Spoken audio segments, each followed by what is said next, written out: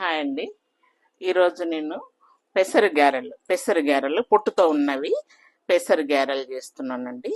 దీంట్లోకి ఇది ఆల్రెడీ ఒక పచ్చిమిర్చి చిన్నగా కట్ చేసి పెట్టాను.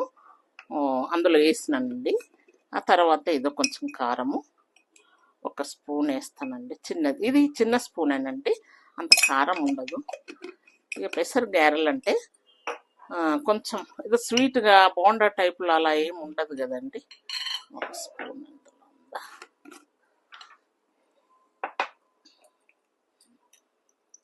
ఒక చిన్న స్పూను ధనియాల పొడి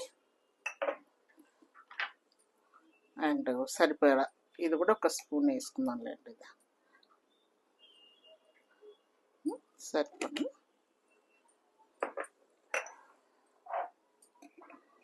అండ్ అల్లం అండి.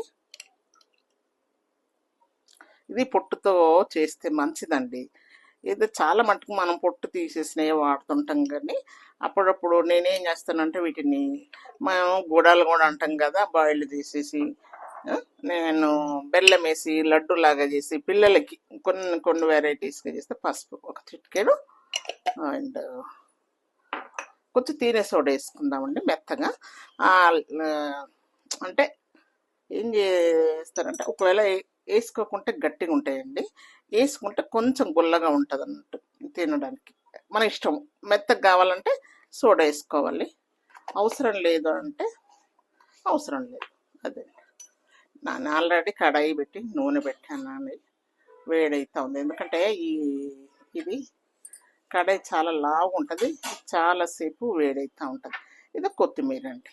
ఇందులో ఉల్లిగడ్డ కూడా వేయొచ్చండి, ఉల్లిగడ్డ కూడా వేసుకొని చేసుకోవచ్చు. ఇలా అంతా చేసేసుకొని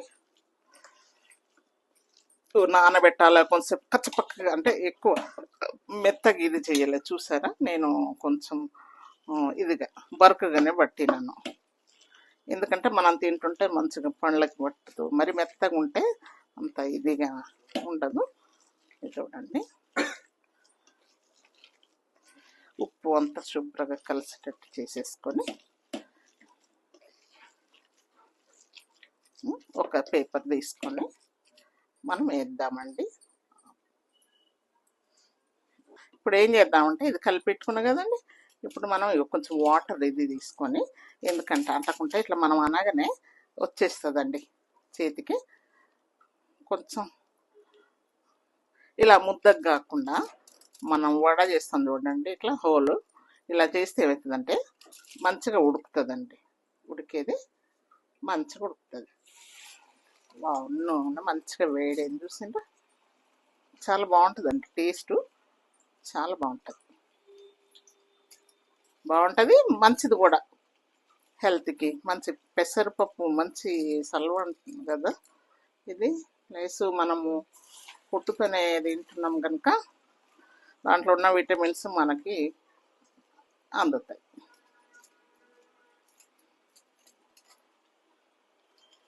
నూనె అదంతా అవసరం లేదండి, కొంచెం వాటర్ తీసుకొని ఇట్లా వేసేస్తే అయిపోతుంది. ఇది చూసారండి, ఇంత మంచిగా కాలుతున్నాయి. అది కొంచెం వేడి ఎక్కువ అవ్వడం, కానీ కొంచెం తక్కువ పెట్టి చేస్తే ఏమవుతుందంటే లోపల వరకు ఉడుకుతాయండి. ఇది వేస్తూ ఉంటానండి, అవి కాలుతుంటాయి, మనం వేస్తాం.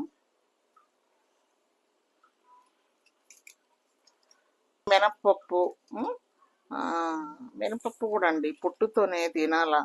అసలు మనమేమో పొట్టు ఉంటే కళ్ళతో చూస్తే కనిపించాల నీట్గానే చూస్తాం, కానీ మన హెల్త్కి ఏది ఉపయోగం అనేది ఆలోచించాం. అబ్బా ఇలా ఉందా అలా ఉందా అంటాం, కానీ హెల్త్కి సంబంధించిన వాటిని పాటించాం. ఇక చూడండి, ఇలా ఒక్కొక్కటి ఎర్రగా 5 చేస్తుంటే చూడడానికి ఇది ఉంటుంది, అట్లా కలర్ కానీ బాగుంటాయండి. తింటుంటే మంచి రుచిగా ఉంటాయి. నేను అన్నీ ఇలాంటివి చేస్తుంటాను. మీరు ఇంతకుముందు కూడా చూసినట్టున్నారు, ఇవే ఉడకబెట్టి లడ్డు చేయడము. ఇలా అంటే చూడ్డానికి ఇది ఉన్నా జర రుచిగా కనిపించేటట్టు చేస్తున్నాం అనుకో తింటారండి పిల్లలు. అది మనము ఇట్లా ఇది చూసారా ఎలా కాలుతున్నాయి, కొంచెం ఇక ఇలా దోరగా కాలుతుంటే ఒక్కొక్కటి ఇట్లా. ఇది గ్రీన్గా పొట్టు ఉంది కదండి, కొంచెము గ్రీన్గా బ్లాక్గా అనిపిస్తుంటాయి అంతే.